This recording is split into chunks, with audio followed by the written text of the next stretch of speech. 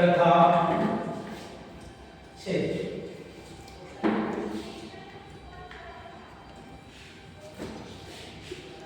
विद्युत दो प्रकार का होता है।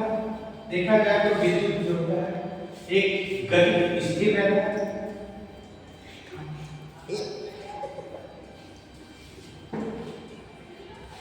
या स्थिर अवस्था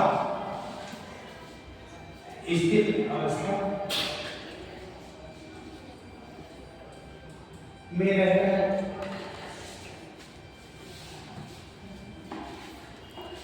या दूसरा गति करता है।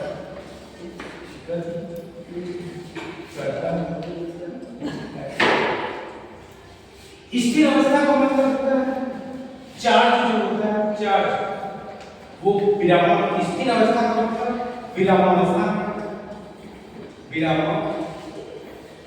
विरामावस्था, चार्ज स्थिर अवस्था होता है। चार्ज गति करता है, गति में त्वरण उत्पन्न होता है, त्वरण उत्पन्न होता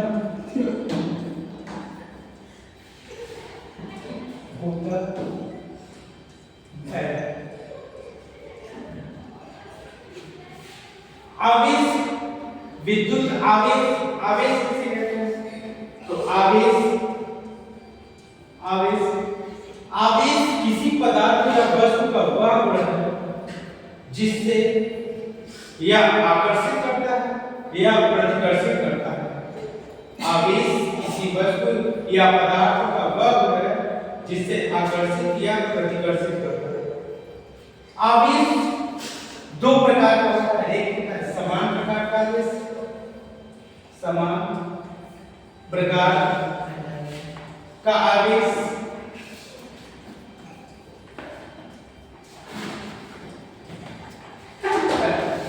दूसरा विपरीत प्रकार का आवेश, विपरीत प्रकार का आवेश। समान प्रकार का आवेश, समान प्रकार का आवेश बल उसमें प्रतिकर्षण का कार्य करता है।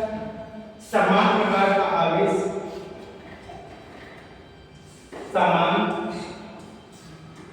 प्रकार का आवेश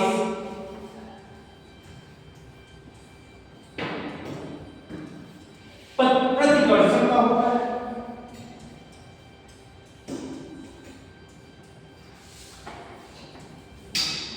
प्रतिकर्षण का होता है। विपरीत का प्रकार का आवेश,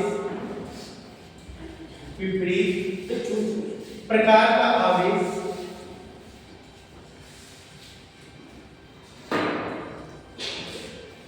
आकर्षण का होता है। आकर्षण विपरीत प्रकार का आवेश आकर्षण का होता है। आकर्षण का होता है। अगर एग्जाम्पल की बात करें तो आवेश देखा जाए, आवेश दो प्रकार का होता है। एक होता है धनावेश और जो दूसरा होता है वो होता है ऋणावेश।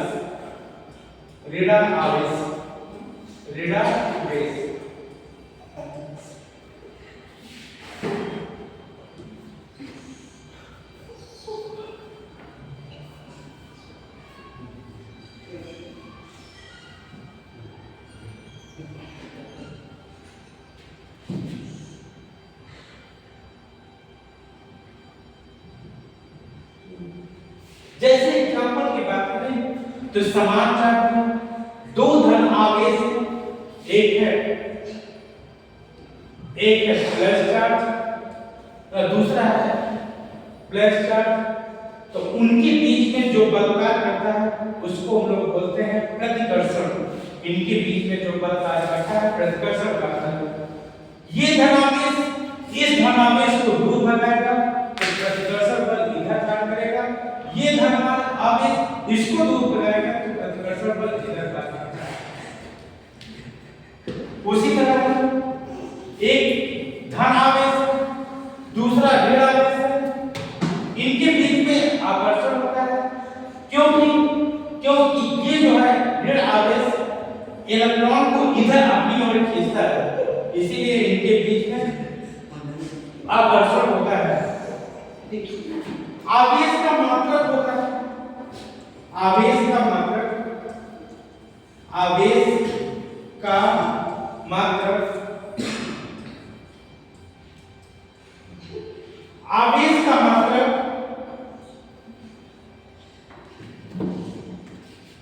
आवेश का मात्रक, आवेश का मात्रक अगर एमकेएस पद्धति में बात करें, एमकेएस पद्धति में आवेश का मात्रक, आवेश का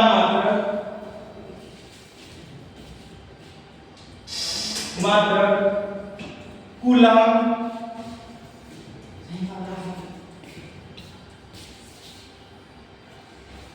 या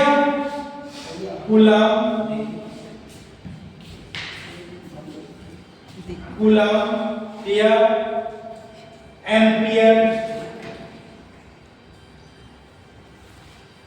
इनटू सेकंड होता है, एम्पियर इनटू सेकंड होता है। अगर बात करें तो एम्पियर पद्धति में आवेश का मात्रक कूलम या एम्पियर प्रति सेकंड होता है, क्योंकि आवेश का मात्रक होता है कूलम। आवेश का मात्रक इसलिए कूलम होता है क्योंकि आप क्लास 10 में I बराबर पढ़े, I बराबर होता है फॉर्मूला Q अपॉन में T। तो Q की वैल्यू लेंगे तो Q इक्वल टू कितना होगा I इनटू T। ये I क्या है, इसमें विद्युत धारा है, T क्या है, समय। तो विद्युत धारा का मात्रक एम्पियर होता है और समय का मात्रक होता है सेकंड।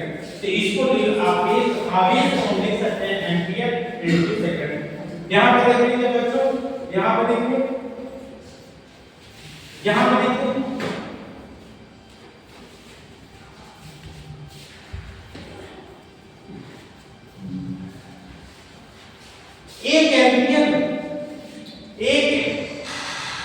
एक एम्पियर में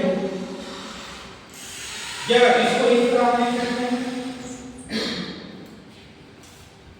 इसका अगर हम प्रायोगिक मात्रा की यूज करें, प्रायोगिक मान का यूज करें, प्रायोगिक मान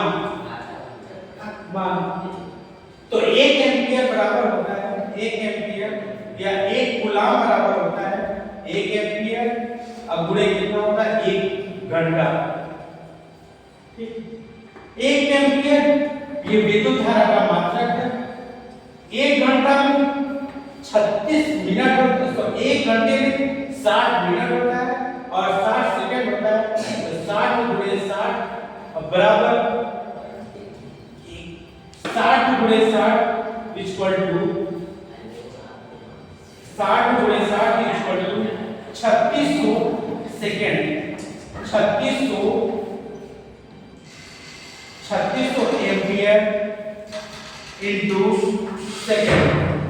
ठीक, ये था एसआई पद्धति में आवेश का मात्रक क्या हो गया, कूलम होता है, या 1 एम्पियर इनटू 1 सेकंड या 1 घंटा कर सकते हैं।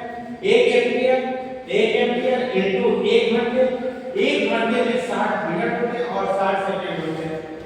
ये एसआई पद्धति की बात करें। उसी तरह दूसरा पद्धति आता है,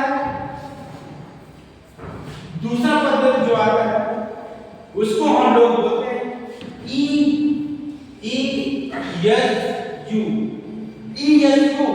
ई मतलब होता है इलेक्ट्रोस्टैटिक यूनिट्स, या इसको बोलते हैं स्टेट कूलम।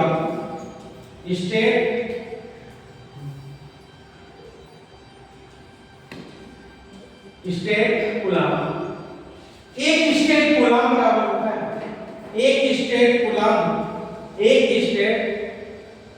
कूलम्ब बराबर होता है सीधी, एक स्टेट कूलम्ब इक्वल टू होता है 1/3 गुणे कितना 10⁻9 कूलम्ब होता है।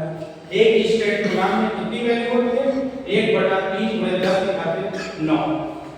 दूसरी कंडीशन है, इसका तीसरा जो मात्रक होता है EMU होता है, EUM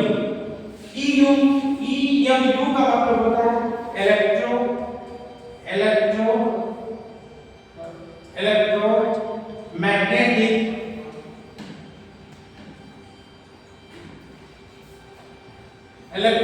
इलेक्ट्रोमैग्नेटिक यूनिट्स। एक मतलब EMU में EMU का मान होता है, EMU का हम बोलते हैं इलेक्ट्रोमैग्नेटिक यूनिट्स। एक EMU में